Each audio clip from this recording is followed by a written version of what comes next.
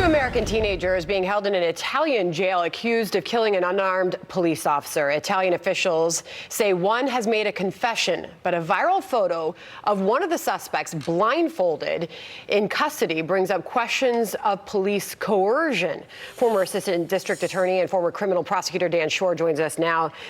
What do we know about what has happened there, what is going to happen to these teens? Well, it seems there's conflicting stories from different sides, but it seems like there was some kind of drug deal that went bad. These two boys who are 18 and 19, they're accused of stabbing to death a police officer. Their statement seems to suggest that there might have been a self-defense claim there. And then there's allegations that the confession or the statements they made were improperly taken. There's a photo of one that's surfacing showing him blindfolded in police custody, which is totally improper, even according to the Italian authorities.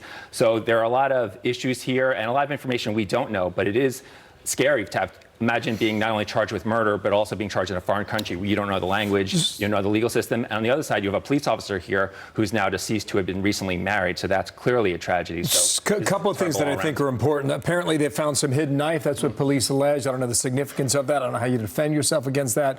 But also the question of the blindfold. How does that affect the case? Well, as far as the knife, authorities say they found the knife in the hotel room of these two young men. Now, it's possible that that shows consciousness of guilt. Often if someone's hiding a weapon, that means that they think they did something wrong. But you can also see it as maybe they felt they were using self-defense, and maybe they assumed that being in a foreign country, they wouldn't be treated fairly, and they wanted to get rid of the weapon that they used. But the other thing about the blindfold is this photo was not officially released. Somehow it got out of one of the defendants in police custody, blindfolded, right before he allegedly made at least a partial confession. And that doesn't mean his confession was coerced, but It certainly undermines law enforcement when they're saying that it was a freely given confession. There is no legitimate law enforcement reason to blindfold someone in custody. And at this point, we're so dependent on what Italian police are informing us and what they're telling the United States is happening. Right, and it's a very different system here. There's no right to a jury. You have a panel of judges that decide guilt or innocence, and then there's an appeals process that even the prosecutor can appeal. So if they are found not guilty, that doesn't mean they'll be released. Unlike in America, there can be an appeal, and this could go on and on. We saw that with the Amanda Knox case, where it took years, and there was a back and forth, a series of reversals until it was finally resolved. There's this question as to whether or not the police officers identified themselves as cops.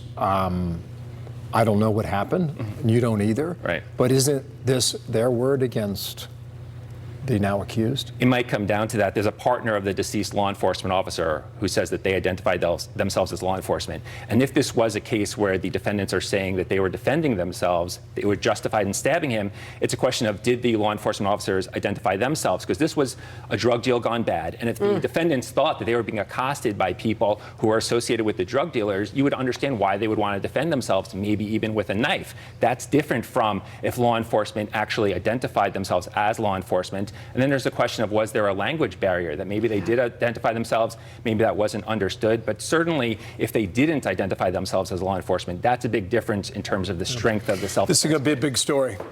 Difficult Absolutely. Because we just don't know so much still. Absolutely. Dan, thank you so much. Dan Schorr here in New York. Thanks. Thank you.